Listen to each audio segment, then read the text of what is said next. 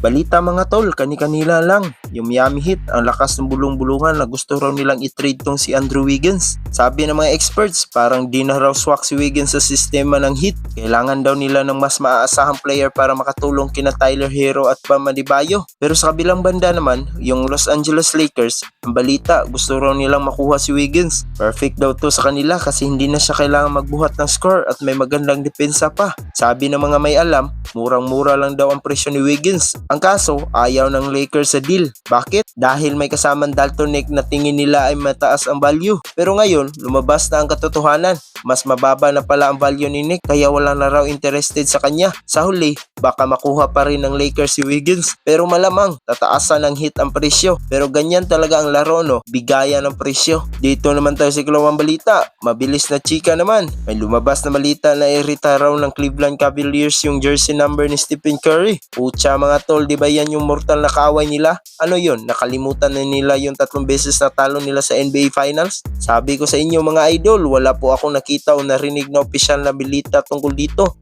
Ang pag-retire ng jersey number ay para sa mga player na nagbigay ng malaking karangalan sa isang team. Sa tingin ko, fake news lang yan.